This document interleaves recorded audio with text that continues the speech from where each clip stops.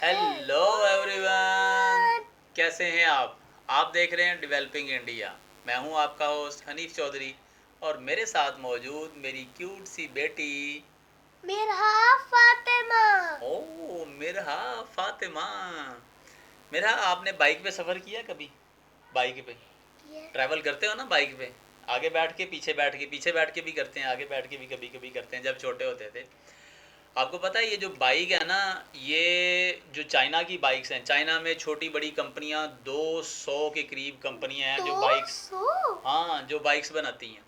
Japan में total 4 हैं जो बाइक बनाती हैं और इंडिया में 6 कंपनियां हैं जो बाइक बनाती हैं।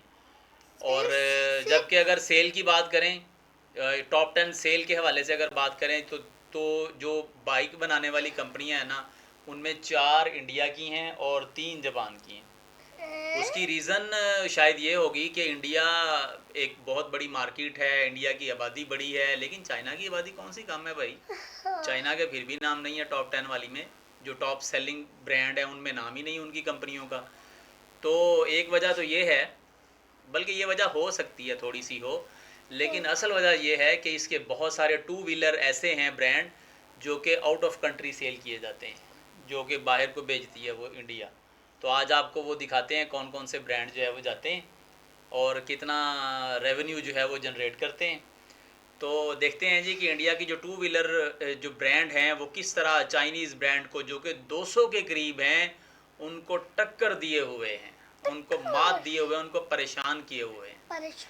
तो जुड़े रहिएगा आज की वीडियो के साथ। अगर आपको वीडियो अच्छी लगी तो क्या करना है? और चैनल को लाइक करना है, चैनल को सब्सक्राइब करना है यार, और वीडियो को लाइक करना है, ठीक है। और कमेंट सेक्शन में जाके अपने कमेंट का इजहार कीजिएगा कि आपको कौन सा ब्रांड, 2 व्हीलर ब्रांड आपका फेवरेट ब्रांड है, बताइएगा। और उसकी इकोनॉमिक वैल्यू भी बताइएगा कि कितना, क्या फैमिली बाइक है वो। तो चलते हैं जी आज की वीडियो पे, देखते रहिए। क्या? Developing India. ओ, डेवलपिंग इंडिया। मिला के 200 मोटरसाइकिल कंपनीज हैं। जापान में 4 बड़ी 2 व्हीलर कंपनीज हैं और इंडिया में लगभग 6 बड़ी 2 व्हीलर कंपनीज हैं। 2021 की रेवेन्यू और 2 व्हीलर सेल्स के हिसाब से बनाई गई ये रिपोर्ट बताती है कि दुनिया के टॉप 10 मोटरसाइकिल कंपनीज में 4 तो सिर्फ इंडिया की ही है और 3 जापान की है। लेकिन चाइना में 200 बड़े 2 व्हीलर मैन्युफैक्चरर्स होने के बाद भी इस टॉप 10 लिस्ट में चाइना की एक भी कंपनी एग्जिस्ट नहीं करती है। इंडियन ब्रांड्स के टॉप 10 लिस्ट में आने की वजह सिर्फ हमारे देश की बहुत बड़ी आबादी ही नहीं है, बल्कि इसलिए भी वो वहाँ पर एग्जिस्ट करते हैं क्योंकि इंडियन ब्रांड्स अपने 2 व्हीलर्स को भारी मात्रा में बाहर एक्सपोर्ट करते हैं।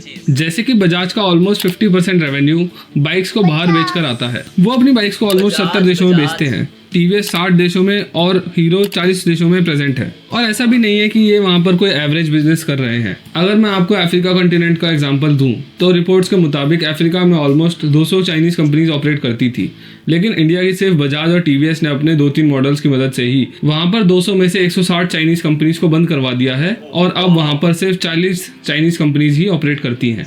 इंडिया के सारे ही 2 व्हीलर मैन्युफैक्चरर्स बाहर काफी अच्छा परफॉर्म कर रहे हैं और इंडियन 2 व्हीलर एक्सपोर्ट अपने आप में एक बहुत वास्ट टॉपिक है। इसीलिए हम आज इस वीडियो में जानेंगे कि वो कौन कौन से रीजन्स हैं जहां पर हमारे ब्रांड्स जापानीज ब्रांड्स को टक्कर दे रहे हैं और चाइनीज ब्रांड्स को पीछे छोड़ चुके हैं। ये भी जानेंगे कि वो क्या इंडियन कंपनीज की बिजनेस स्ट्रैटेजीज हैं जिसकी वजह से साउथ ईस्ट एशिया, अफ्रीका और साउथ अमेरिका में अपने अलग अलग मॉडल्स से वहाँ पर इंडियन ब्रांड्स ने डोमिनेंस बना रखी है। क्यों आज पूरे अफ्रीका कॉन्टिनेंट में सबसे ज़्यादा बिकने वाली मोटरसाइकिल बजाज की बॉक्सर बन चुकी है, जिसने वहाँ पर ऑलमोस्ट सारी ही चाइनीज कंपनीज को फेल कर दिया है।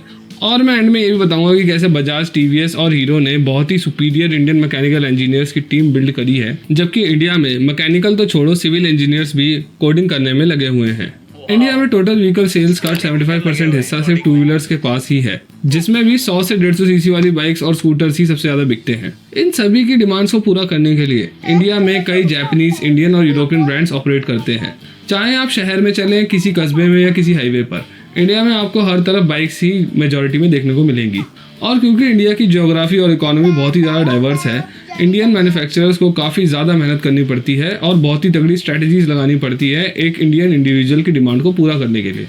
और इसीलिए हमें इंडिया में सिर्फ 350 सीसी के अंदर ही काफ़ी तरीके की बाइक्स देखने को मिल जाती है। फिर आप चाहे बात कर लें सामान ढोने की, सिटी कम्यूट की, टूरिंग की या ऑफ रोडिंग की। यही मोटरसाइकिल्स का डाइवर्सिफिकेशन है जो इंडियन मोटरसाइकिल ब्रांड्स को एक यूनिक पोजीशन देता है, और ये ब्रांड सभी थर्ड वर्ल्ड कंट्रीज जैसे इंडोनेशिया, कोलंबिया, वियतनाम, नाइजीरिया और मेक्सिको के लिए सबसे ज़्यादा सेंसिबल चॉइस बन जाते हैं।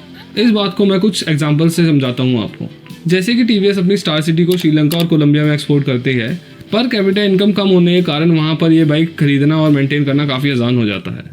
दूसरा एग्जांपल हम ले सकते हैं बजाज की पल्सर का, जो कि इंडिया समेत स्पेन, पेरू, फिलीपींस और कोलंबिया में भी ठीक ठाक बिकती है, क्योंकि इस बाइक से वहाँ पर कम बजट में अच्छी परफॉर्मेंस और रिलायबिलिटी भी मिल जाती है। इसके अलावा स्प्लेंडर के बारे में हम सब जानते हैं कि वो इंडिया में सबसे ज़्यादा बिकने वाली बाइक है। स्प्लेंडर इंडिया समेत नाइजीरिया, बांग्लादेश, नेपाल और श्रीलंका में भी काफ़ी ज़्यादा बिकती है। हीरो आज की डेट में दुनिया के top 3 biggest two wheeler manufacturers में से एक है, और ऑलमोस्ट आप सभी को ये फैक्ट पता भी होगा। लेकिन आप में से ज़्यादातर लोग ये नहीं जानते होंगे कि कैसे 4 मुंजाल भाई, जिन्हें पार्टीशन के बाद पाकिस्तान में अपने घर को छोड़कर इंडिया में आना पड़ा, उन्होंने बैंक से लोन लेकर साइकिल पार्ट्स का बिजनेस शुरू किया और कड़ी मेहनत से अपने बिजनेस और इंडिया की ऑटोमोबाइल इंडस्ट्री को मजबूत किया। बाकी जितनी भी इंडियन बाइक्स मैंने आपको अभी तक बताई थी, वो कुछ देशों में तो काफ़ी ज़्यादा अच्छा कर रही है, लेकिन बाकी में बस ठीक ठाक ही कर पा रही हैं।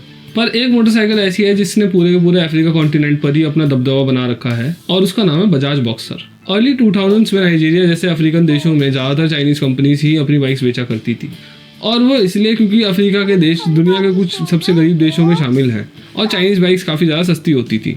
चाइना से बाइक्स बॉक्स में आती थी, अफ्रीका में लोग इनको खरीदते थे और इनको असेंबल कराने के लिए अपने लोकल मैकेनिक के पास लेके जाते थे। इन चाइनीज़ बाइक्स की क्वालिटी काफ़ी ज़्यादा ख़राब होती थी और चाइना की ये कंपनीज वहाँ पर कोई भी आफ्टर सेल सर्विस नहीं दिया करती थी, क्योंकि इन्होंने वहाँ पर सर्विस सेंटर और ऑफिस बनाए ही नहीं थे। वहाँ पर ऐसी तकरीबन 200 चाइनीज़ कंपनीज अपनी बाइक्स को एक्सपोर्ट करती थी। गरीब अफ्रीकन्स को मजबूरन चाइनीज़ बाइक्स ही खरीदनी पड़ती थी, क्योंकि जापानीज़ बाइक्स काफ़ी ज़्यादा महंगी थी और ज़्यादातर की पहुंच से काफ़ी ज़्यादा दूर थी। और यही सब देखकर बजाज ने अपॉर्चुनिटी का फ़ायदा उठाने का सोचा और अपनी फुली असेंबल्ड बॉक्सर अफ्रीका के कई देशों में लॉन्च करी।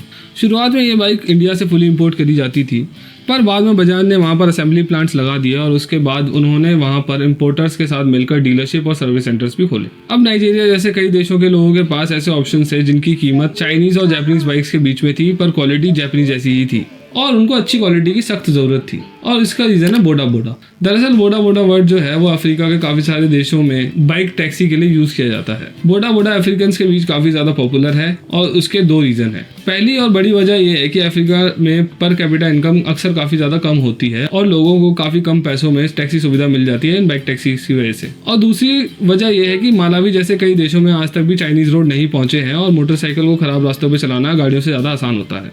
बोडा बोडा वाले सिर्फ लोगों को ही नहीं छोड़ते हैं, बल्कि उनको कई बार काफ़ी ज़्यादा भारी सामान ले जाते हुए भी देखा जा सकता है, और अक्सर अफ्रीकन बाइक्स को एम्बुलेंस की तरह भी यूज़ करते हैं। बोडा बोडा वाले बहुत ज़्यादा नहीं कमाते हैं और नई बाइक्स लेना अक्सर उनकी पहुंच से काफ़ी बाहर होता है, इसीलिए वो जाते हैं सेकेंड हैंड बाइक्स की तरफ और वो चूज़ करते हैं बजाज की बॉक्सर को। बजाज की ये बाइक इतनी वेल इंजीनियर्ड है कि इतने अब्यूज़ झेलने पर भी ये कई लाख किलोमीटर आराम से निकाल देती है, वही चाइनीज़ बाइक्स इसके आसपास भी नहीं चल पाती हैं। बॉक्सर को बजाज ने काफ़ी ज़्यादा रोबस्ट बनाया है और बजाज ने इस बात का ध्यान रखा है कि अफ्रीका की मुश्किल टेरेन्स पर ओवरलोडिंग के साथ चलने पर भी इन बाइक्स पर कोई प्रॉब्लम ना आए, और इसीलिए इसमें हमें 100 सीसी के इंजन के बजाय 150 सीसी का इंजन देखने को मिलता है, जिसकी वजह से काफ़ी ज़्यादा वजन आराम से खींच लेती है।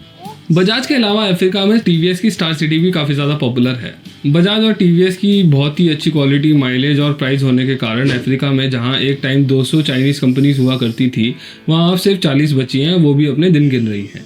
अफ्रीकन्स इंडियन टू व्हीलर्स को जापानीज़ के बराबर ही मानते हैं और इसीलिए वो चाइना की सस्ती बाइक लेने के बजाय थोड़े और पैसे डालकर इंडिया की बाइक्स लेना ज़्यादा पसंद करते हैं। अब ऐसा भी नहीं है कि अफ्रीकन्स ही ऐसा मानते हैं, जहाँ भी इंडियन टू व्हीलर्स बिकते हैं वहाँ पर सभी लोगों का सेम माइंडसेट है और ये चीज़ इंडिया में भी देखने को मिलती है। इंडिया में लोग अपने इंडियन ब्रांड्स की कार लेने जाते हैं तो अक्सर उनके मन में ये स्टीरियोटाइप होता है कि इंडियन ब्रांड्स की कार्स रिलायबल नहीं होंगी, जो चीज़ पहले से काफ़ी ज़्यादा सुधरी है। पर आज भी टॉप 10 मोस्ट सेलिंग कार्स की लिस्ट में सिर्फ 2 ही इंडियन कार्स आती हैं, बाकी या तो सुजुकी की होती हैं या हुंडई की होती हैं। पर टू व्हीलर मार्केट का सिनेरियो बिल्कुल उल्टा है। टॉप 10 बिकने वाले टू व्हीलर्स में से हमेशा से ही 7 से 8 इंडियन ब्रांड्स के ही होते हैं, और ये सिर्फ इंडियन टू व्हीलर ब्रांड्स की बहुत ही ज़्यादा अच्छी डिपेंडेबिलिटी की वजह से हो पाया है। पर ये सब देख कर क्या आपके मन में भी सवाल उठता है कि सिर्फ पिछले 20-25 साल में इंडियन मैन्युफैक्चरर्स ने पूरे सिनेरियो को पिवट करके रख दिया है।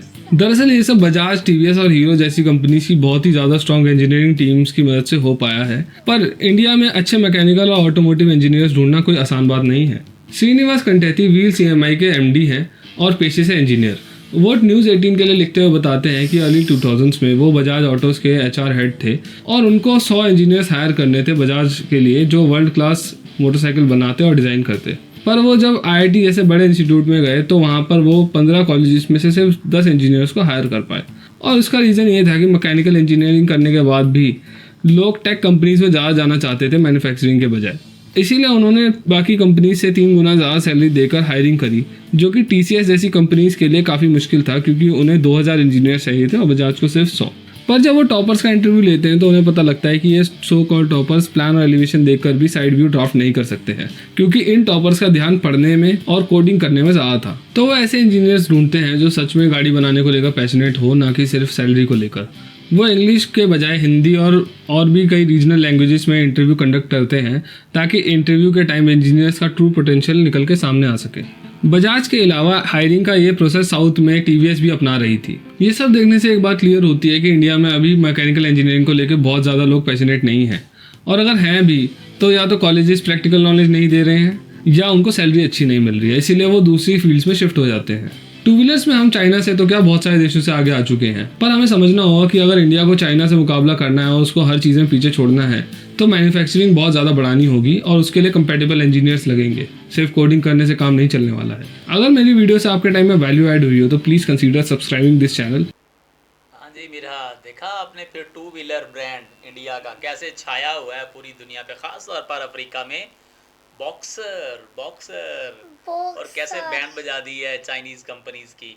200 कंपनियों में से सिर्फ 40 रह गई हैं उनकी, 160 गई और वो जो 40 हैं वो भी आखिरी सांसों पे। क्या बात है यार, टेक्नोलॉजी हो। और सबसे अच्छी बात यह है कि इकोनॉमिकल है, पैसे थोड़े पैसों की मिल जाती हैं ना। जापान की महंगी हैं तो वो फिर इंडियन को प्रेफर करते हैं, इंडियन बाइक्स ले लेते हैं। वेरी नाइस यार। ये जो वीडियो है ये हमारे प्लान में भी थी और हमारा एक फ्रेंड है जिसने आईडी बनाई हुई है इंडियन गेमिंग के नाम से, उसने सजेस्ट की थी, तो हमने सोचा कि आज इंडियन गेमिंग की बात को मानते हुए 2 व्हीलर ब्रांड की रेवोल्यूशन जो है वो आपको दिखाते हैं कि किस तरह वो छाया हुआ है अफ्रीकन मार्केट्स में और दुनिया के 60 मुल्कों की मार्केट में किस तरह इंडियन बाइक्स जो है वो छाई हुई हैं। कैसी लगी जी आज की वीडियो आपको कमेंट सेक्शन में ज़रूर बताइएगा। कल तक के लिए इजाज़त दीजिए, बाय बाय।